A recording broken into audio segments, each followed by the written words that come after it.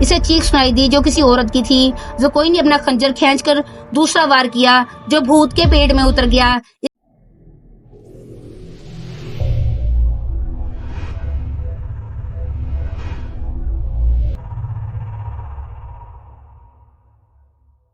السلام علیکم ہمارے پیارے ناظرین، میں امید کرتی ہوں کہ آپ سب خیریت سے ہوں گے۔ جیسا کہ آپ جانتے ہیں کہ ہم آپ سے صلاح الدین ایوبی کے جنگی محاذ اور ان کی سلطنت اسلامیہ کے لیے کاوشیں بیان کر رہے ہیں۔ پچھلے پارٹ میں ہم نے آپ کو زکوئی کے بارے میں بتایا جس کی صلاح الدین ایوبی سے ملاقات ایک راز بن گئی، جو کہ آگے کے پارٹ میں ہم آپ سے شیئر کریں گے۔ اس میں خاص ناجی جو کہ ایک کمانڈر تھا، اس کو فوج کی سربراہی کرنے سے منع کر دیا گیا، جس کا علم جب ناجی کو ہوا تو وہ صلاح الدین ایوبی سے خفا نظر آیا۔ آگے کیا ہوا تو آئے ناظرین داستان شروع کرتے ہیں۔ یہ بات جب ناجی کی خفیہ حرم میں پہنچ گئی کہ زکوئی کو امیر مصر نے رات بھر کا شرف بازیابی بخشا ہے۔ زکوئی کے خلاف حسد کی آگ پہلے ہی پھیل چکی ہوئی تھی۔ اسے آئے ابھی تو بہت تھوڑا عرصہ گزرا تھا، لیکن ناجی پہلے روز ہی سے اسے اپنے ساتھ رکھنے لگا تھا۔ اسے ذرا سی دیر کے لیے بھی اپنے حرم میں نہیں جانے دیا جاتا تھا، جہاں اس کی دل پسند ناچنے والی جوان لڑکیاں رہتی تھی۔ زکوئی کو اس نے الگ کمرہ دیا تھا۔ انہیں یہ تو معلوم نہ تھا کہ ناجی اسے صلاح الدین ایوبی کو موم کرنے کی ٹریننگ دے رہا ہے۔ وہ کسی بہت بڑے تخریبی منصوبے پر کام کر رہا ہے۔ یہ رقاصائیں یہ دیکھ کر جل بن گئی تھی کہ زکوئی نے ناجی پر قبضہ کر لیا ہے اور اس کے دل میں ان کے خلاف نفرت پیدا کر دی ہے۔ حرم میں دو لڑکیاں زکوئی کو ٹھکانے لگانے کا سوچتی رہتی تھی۔ اب انہوں نے دیکھا کہ زکوئی کو امیر مصر نے بھی اتنا پسند کیا ہے کہ اسے رات بھر اپنے خیمے میں رکھا ہے، تو وہ پاگل سی ہو گئی۔ اسے ٹھکانے لگانے کا واحد طریقہ قتل تھا۔ قتل کے دو ہی طریقے ہو سکتے تھے، زہر یا کرائے کا قاتل جو اسے سوتے میں قتل کر آئے۔ دونوں طریقے ممکن نہیں تھے کیونکہ زکوئی باہر نہیں نکلتی تھی اور زہر دینے کے لیے اس تک رسائی نہیں ہو سکتی تھی۔ ان دونوں نے حرم کی سب سے زیادہ چالاک ملازمہ کو اعتماد میں لے رکھا تھا، اسے انعام و اکرام دیتی رہتی تھی۔ جب حسد کی انتہا نے ان کی آنکھوں میں خون اتار دیا تو انہوں نے اس ملازمہ کو منہ مانگے انعام کا لالچ دے کر اپنا مداح بیان کر دیا۔ یہ ملازمہ بڑی خرانٹ اور منجھی ہوئی عورت تھی۔ اس نے کہا کہ سالار کی رہائش گاہ میں جا کر زکوئی کو زہر دینا ممکن نہیں، موقع محل دیکھ کر اسے خنجر سے قتل کیا جا سکتا ہے، اس کے لیے وقت چاہیے۔ اس نے وعدہ کیا کہ وہ زکوئی کی نقل و حرکت پر نظر رکھے گی، ہو سکتا ہے کہ کوئی موقع جلدی نکل آئے۔ اس جرائم پیشہ عورت نے یہ بھی کہا کہ اگر کوئی موقع نہ نکلا تو حشیشین کی مدد حاصل کی جائے گی، مگر وہ معاوضہ بہت زیادہ لیتے ہیں۔ دونوں لڑکیوں نے اسے یقین دلایا کہ وہ زیادہ سے زیادہ معاوضہ دینے کو تیار ہیں۔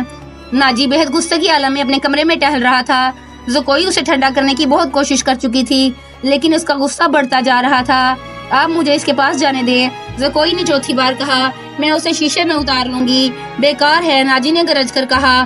وہ کمبخت حکم نامہ جاری کر چکا ہے جس پر عمل بھی شروع ہو چکا ہے۔ مجھے اس نے کہیں کا نہیں رہنے دیا، اس پر تمہارا جادو نہیں چل سکا۔ مجھے معلوم ہے کہ میرے خلاف یہ سازش کرنے والے لوگ کون ہیں۔ وہ میری ابھرتی ہوئی حیثیت سے حسد کرتے ہیں۔ میں امیر مصر بننے والا تھا، میں نے یہاں کے حکمرانوں پر حکومت کی ہے، حالانکہ میں معمولی سا سالار تھا، اب میں سالار بھی نہیں رہا۔ اس نے دربان کو اندر بلا کر کہا کہ ادروش کو بلائے۔ اس کا ہمراز اور نائب ادروش آیا تو ناجی نے اس کے ساتھ بھی اسی موضوع پر بات کی۔ اسے وہ کوئی نئی خبر نہیں سنا رہا تھا۔ ادروش کے ساتھ وہ صلاح الدین ایوبی کے نئے حکم نامے پر تفصیلی تبادلہ خیال کر چکا تھا، مگر دونوں اس کے خلاف کوئی کارروائی سوچ نہیں سکے تھے۔ اب اس کے دماغ میں ایک کارروائی آ گئی تھی۔ اس نے ادروش سے کہا، میں نے جوابی کارروائی سوچ لی ہے۔ کیا؟ بغاوت، ناجی نے کہا۔ ادروش چپ چاپ اسے دیکھتا رہا۔ ناجی نے کہا، تم حیران ہو گئے ہو؟ کیا تمہیں شک ہے کہ یہ 50,000 سوڈانی فوج ہماری وفادار نہیں؟ کیا یہ صلاح الدین ایوبی کی نسبت مجھے اور تمہیں اپنا حاکم اور خیرخواہ سمجھتی ہے؟ کیا تم اپنی فوج کو یہ کہہ کر بغاوت پر آمادہ نہیں کر سکتے کہ تمہیں مصریوں کا غلام بنایا جا رہا ہے اور مصر تمہارا ہے؟ ادروش نے گہری سانس لے کر کہا، میں نے اس اقدام پر غور نہیں کیا۔ بغاوت کا انتظام ایک اشارے پر ہو سکتا ہے، لیکن مصر کی نئی فوج بغاوت کو دبا سکتی ہے۔ اس فوج کو کمک بھی مل سکتی ہے۔ حکومت سے ٹکر لینے سے پہلے ہمیں ہر پہلو پر غور کر لینا چاہیے۔ میں غور کر چکا ہوں، ناجی نے جواب دیا۔ میں عیسائی بادشاہوں کو مدد کے لیے بلا رہا ہوں۔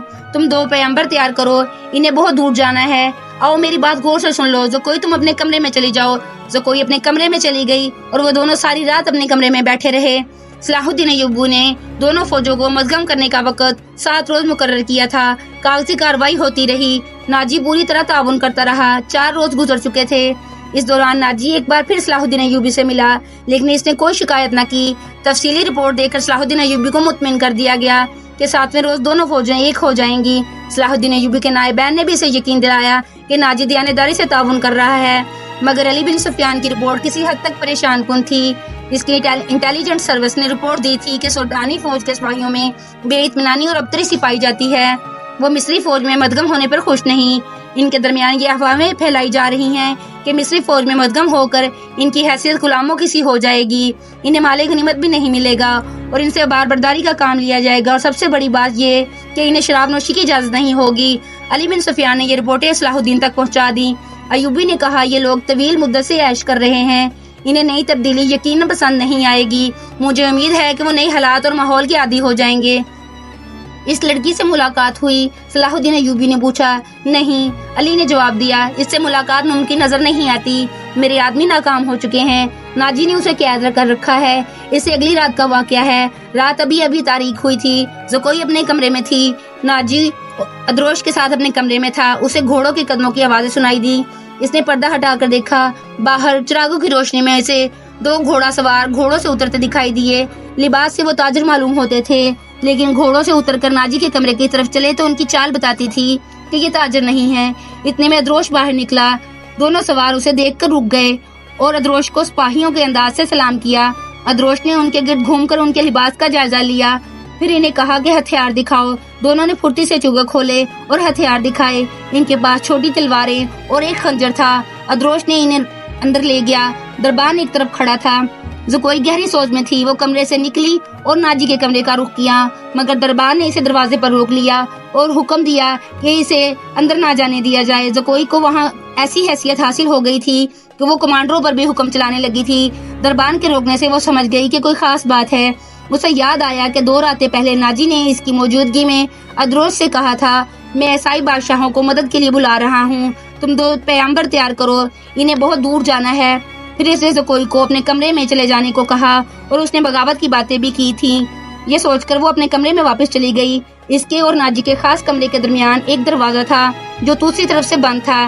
اس نے اس دروازے کے ساتھ کان لگا دیے۔ ادھر کی آوازیں دھیمی تھیں، اسے کوئی بات سمجھ نہ آئی۔ کچھ دیر بعد اسے ناجی کی بڑی صاف آواز سنائی دی۔ اس نے کہا، آبادیوں سے دور رہنا، اگر کوئی شک کرے یا پکڑنے کی کوشش کرے تو سب سے پہلے یہ پیغام غائب کرنا، جان پر کھیل جانا، جو بھی راستے میں حائل ہو اسے ختم کر دینا۔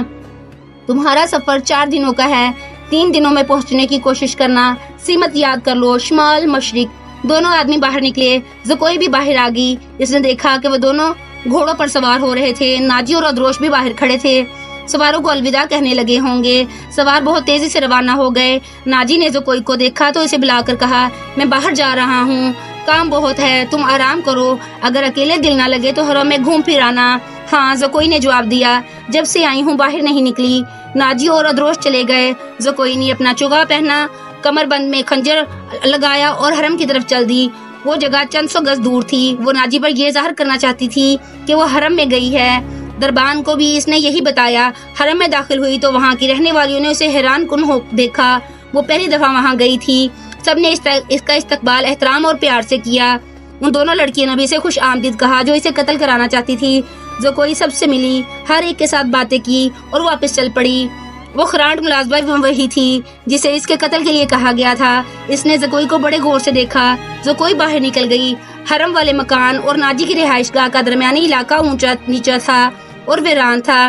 زکوئی حرم سے نکلی تو ناجی کی رہائش گاہ کی طرف جانے کی بجائے بہت تیز دوسری سمت چل پڑی۔ ادھر ایک پگ ڈنڈی تھی، لیکن کوئی زکوئی سے اسے ذرا دور ہٹ کر جا رہا تھا۔ اس سے 15-20 قدم پیچھے ایک سیاہ سایہ چلا جا رہا تھا۔ وہ کوئی انسان ہو سکتا تھا، مگر سر سے پاؤں تک ایک لبادے میں لپٹا ہونے کی وجہ سے سیاہ بھوت لگتا تھا۔ زکوئی کی رفتار تیز ہوئی تو اس نے بھوت نے اپنی رفتار بھی تیز کر دی۔ آگے گھنی جھاڑیاں تھی، زکوئی ان میں روپوش ہو گئی۔ سیاہ بھوت بھی جھاڑیوں میں غائب ہو گیا۔ وہاں سے کوئی 250-300 گز آگے صلاح الدین ایوبی کی رہائش گاہ تھی، جس کے ارد گرد فوج کے اعلیٰ رتبوں کے افراد رہتے تھے۔ زکوئی کا رخ ادھر ہی تھا۔ وہ گھنی جھاڑیوں میں سے نکلی ہی تھی کہ بائیں طرف سے سیاہ بھوت اٹھا۔ چاندنی بڑی صاف تھی، پھر بھی اس کا چہرہ نظر نہیں آتا تھا۔ اس کے پاؤں کی آہٹ بھی نہیں تھی۔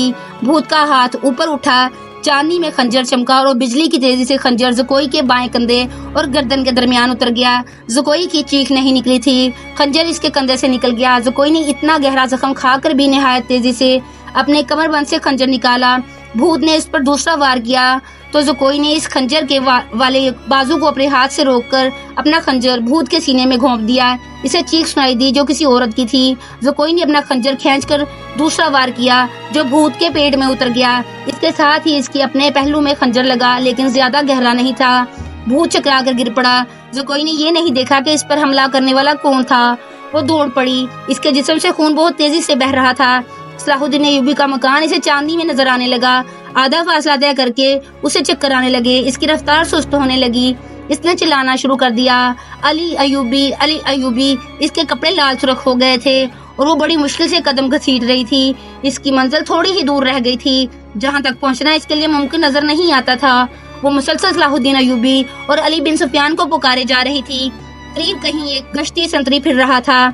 اسے اس کی آوازیں سنائی دیں تو وہ دوڑ کر پہنچا۔ زکوئی کو اس پر گر پڑی اور کہا، مجھے امیر مصر تک پہنچا دو، بہت جلدی، بہت جلدی۔ سنتری نے اس کا خون دیکھا تو اسے پیٹ پر لاد کر دوڑ پڑا۔ آگے کیا ہوا ہم آپ کو بتائیں گے ہمارے نیکسٹ پارٹ میں، تو پیارے ناظرین ہمارے ساتھ رہیے گا کیونکہ داستان ابھی جاری ہے۔